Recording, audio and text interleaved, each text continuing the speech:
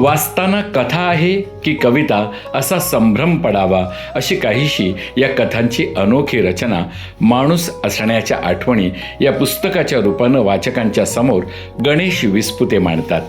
काही कथा तर अगदी 2 ओळींच्याही आहेत. कमी शब्दात जास्तीत जास्त अर्थ सांगण्याचा हा एक विलक्षण प्रयोग विस्पुते यांनी केला आहे.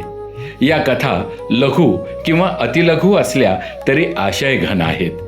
त्या गूढ व प्रतिकात्मक आहेत. काही तर्कापलीकडच्या कल्पनारम्यतेकडे झुकणाऱ्या आहेत. म्हणूनच भारतीय भाषेतील अनुवादामध्ये अत्यंत वेगळा प्रयोग साकारणाऱ्या या पुस्तकाला लोकमत साहित्य पुरस्कार देऊन सन्मानित करीत आहोत.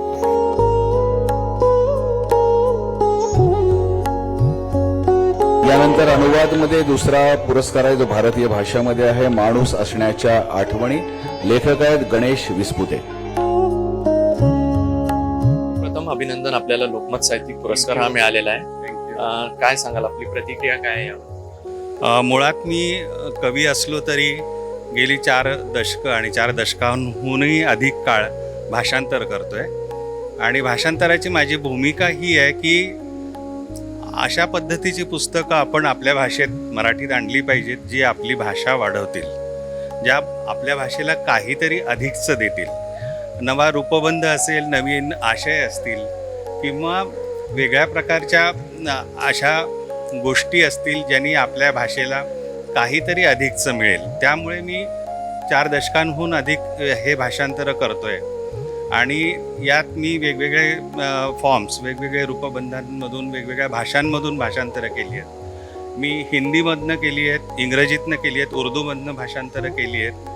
आत्ता लोकमत समूहाने हा जो पुरस्कार दिला आहे तो देवीप्रसाद मिश्र यांच्या माणूस असण्याच्या आठवणी या भाषांतरित संग्रहाला, कथासंग्रहाला हा पुरस्कार आहे. आणि त्याबद्दल मी खरोखरच लोकमत समूहाचा मनापासून आभारी आहे. आणि लोकमतशी मी अगदी सुरुवातीपासून 42 वर्षांपासून जोडलेला आहे. कारण मी लोकमतमध्ये खूप वर्षांपूर्वी, जेव्हा औरंगाबादमध्ये पहिला जानेवारी 1982 साली लोकमत सुरू झाला, तेव्हापासून मी काही स्तंभ लेखन केलेलं होतं आणि नंतरही बराच काळ मी त्यात लिहित होतो. भाषांतरात आत्ता ज्या पद्धतीचे लेखन आपण मराठीत आणतोय त्या बाबतीत मुद्दाम मी सांगू इच्छितो की असे नोबेल प्राइज विनर्स जे वेगवेगळ्या भाषांमध्ये आहेत, परंतु आता प्रत्यक्ष त्या मूळ भाषा आपल्याला मराठी लोकांना येत नसतील, तर आपण मधली जी भाषा असते, कडी साखळी असलेली भाषा किंवा लिंक लँग्वेज, त्यातनं सुद्धा भाषांतरं करायला पाहिजेत. याचं कारण असं आहे की एक गोष्ट मुद्दाम मला सांगायची आहे की खूप वर्षांपूर्वी 1935 साली बासी मर्ढेकर असं म्हटले होते की मराठी भाषा परपुष्ट आहे पण पुरेशी परपुष्ट नाही.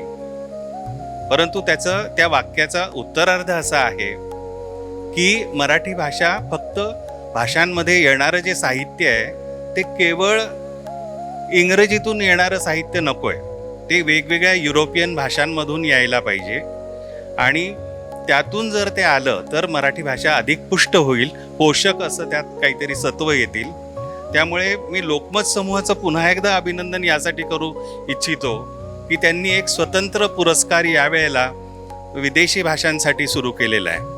आणि त्यामुळे सर्बियन भाषा, पोर्चुगीज भाषा, फ्रेंच, वेगवेगळ्या भाषांमधली जी भाषांतरं आत्ता येत आहेत ती आता मराठीत येतील, त्याचे सन्मान होतील आणि ते वाचकांपुढे जातील. त्यामुळे लोकमत समूहाचं एकूणातच मी त्यांच्यासाठी आभारी आहे. ह्या पुरस्कारासाठी सुद्धा मी त्यांचे मनःपूर्वक आभार मानतो. धन्यवाद.